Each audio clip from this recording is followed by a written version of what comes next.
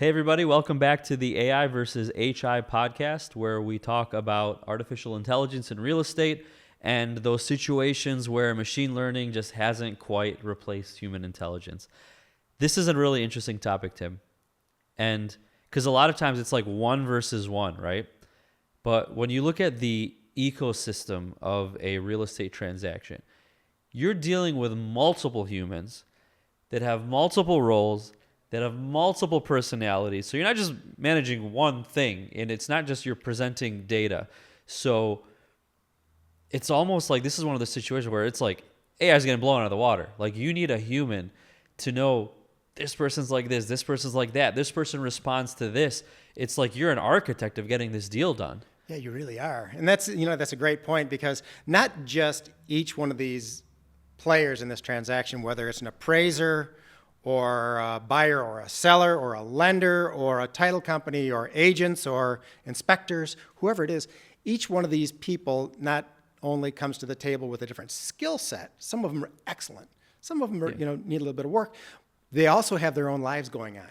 Yep. So they bring that stuff to the table. Yep. And we need to be able to deliver information to them in a manner that they can receive, understand, and act with a sense of urgency to get us to the next step in a transaction. So I agree with you. It comes back to that being able to be a human, talk to them where they are, have a real life conversation. It's not just text messages and emails. To understand what are their needs in this transaction.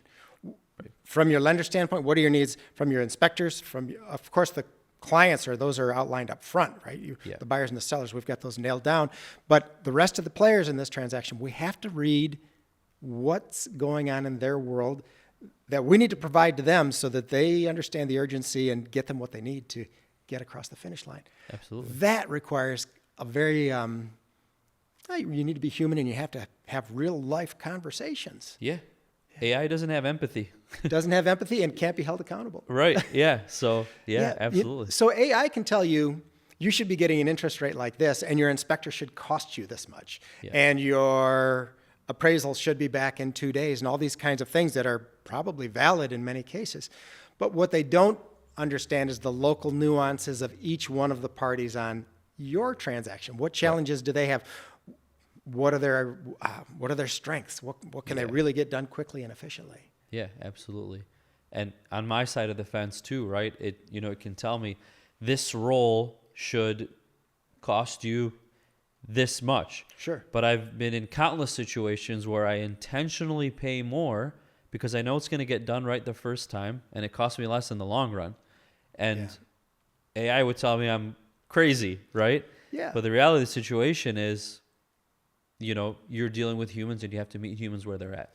And the other part of the equation on this one, let's take an example of an inspector. Inspectors come in all levels of competency. I've seen inspectors come through and do extraordinary work and just really get in. They're able to communicate well what the defects and what the advantages of these buildings are. But I've also seen them show up with just a pencil and not a clue about what they're looking at.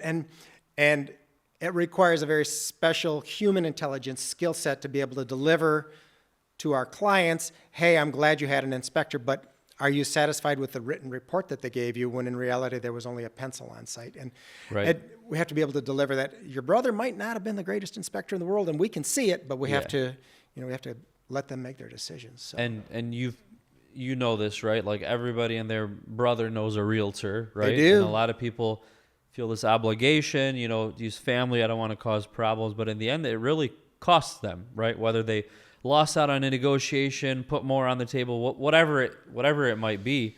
Yeah, it's like everything, whether it's your doctor or if it's your attorney or your real estate broker or if it's your videographer or your video production company, right? Yeah. That's why we're working together, because you're not the cheapest guy in town, but you're very good at what you do. So the same thing applies in real estate, right? Yeah. When you're hiring an inspector, it's real. When you're hiring your agent to represent you, that's real. You really need to you understand that rule, right? You get what you pay for. Yeah, and I think I know this is you jogged my memory when you brought up the inspector.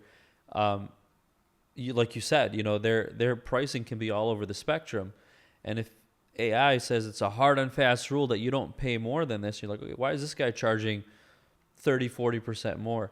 But if this guy is regularly finding defects that could have cost you tens of thousands of dollars, his worth is invaluable at that point. Money you know what well I mean? Spent. Yeah, 100%, because we often say some of the best money you'll ever spend on a transaction is the money you threw in the garbage for an inspection that made you walk away from a transaction. That's the best money you could have ever thrown in the garbage. I think that's the best way to end this episode. Done. Thanks, Tim. Thanks, Adrian.